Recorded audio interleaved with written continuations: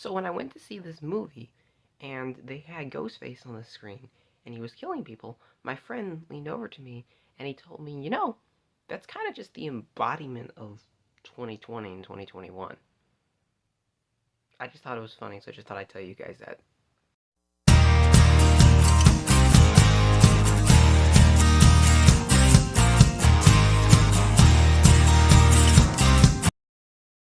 Hey guys, and welcome to my channel. I'm new here on YouTube, so please consider supporting me and my channel by subscribing, leaving a like and a comment down below in this video. But without any other further ado, let's talk about Scream 2022 or Scream 5, whatever you want to call it.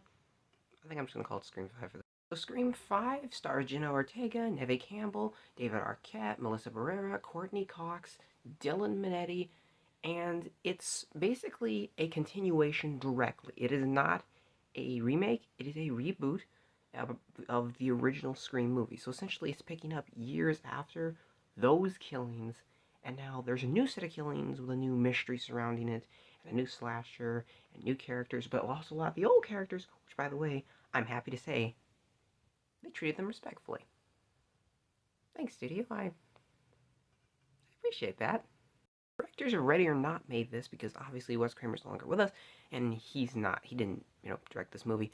And I think for just what they had to work with, and the fact that they said, hey, we're going to make a fifth one, we're going to do it, I think they did a really good job with this movie. Now, don't get me wrong, this movie's by no means the best in the series, but I would say it's good. It's probably the middle ground movie. I would probably say one's the best, two, then this one, then three, then I don't even won't even acknowledge four exists. But anyway, the fact of the matter is that I think with the direction of this movie, it felt really good. It felt like a good follow-up, and it doesn't feel out of place. A lot of times when you have a reboot, that director brings their style to it. It doesn't blend with the other styles. If you were to try to watch the movies in chronological order, they don't blend. They feel very different or tonally out of sync. And a perfect example, I think, of this would be the Star Wars sequel trilogy. Now, I am a huge Star Wars fan altogether, but if you look at that series, you have the Force Awakens tone, and then it switches to the Last Jedi's tone, and it goes back to the Rise of Skywalker tone.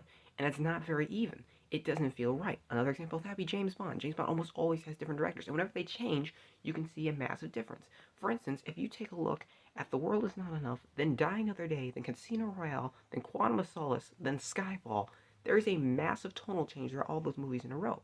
Here, this direction feels a lot more like they tried their best to replicate, honor, and respect what he wanted, but also put their own vision up. That's the thing. It's not a copy paste. The performances, they're all great. They actually invented some new characters, which are actually pretty cool to watch on screen. And the killings, guys, come on. We knew they were going to be good. At least we didn't know what we hoped. I'm just saying no now. They're good. They're fun to watch. There's swearing, and there's this sarcasm, and the meanness, and the weirdness, and it's great. It's when I came out to see the movie. There are problems with this movie, though. This movie feels very cheap. And I'm not saying that detracts from the film too much. It just feels cheap. It feels like there's not a lot of money that they gave them to make this movie, or either they were going for that feel. Either way, it was just a little like, there were some things I was like, that doesn't look like you're using a very good camera there. That kind of looks like my camera at home. That's what I kind of thought with some of the shots. And I was like, it wasn't impressive also, and sometimes I think it should have been. And there is, I'd say, in the second act and a little bit of the first act, there is a problem where this movie begins to slow down for a while. And it got a little boring, and I was just like, just come on, keep going, guys. But aside from that, really, there's nothing wrong with this movie. It's fun. And plus, these things have always been okay, the word meta is thrown around so much nowadays, it's not funny. But these things have always been meta. They were meta before meta was a thing to be meta. So it's like, you can't really expect a lot out of this to be like, this is the most amazing film, This movie is not trying to be a The Shining or something like that. It's just trying to be fun. And I think they did a good enough job of that. It was entertaining, and I had fun with it. So me, personally, not a perfect movie, but a good movie. A movie worth your watch, and I think a good addition into the series. So I think I'm going to give it a 7 out of 10 stars. Because I think that's fair for this movie. I totally say go out and watch it. And I'm sorry that it took so long to upload videos, but with COVID lately, the theater buys had a closing, and then they opened, and then, that's crazy. So thanks so much for watching, you guys. And I'll talk to you next time.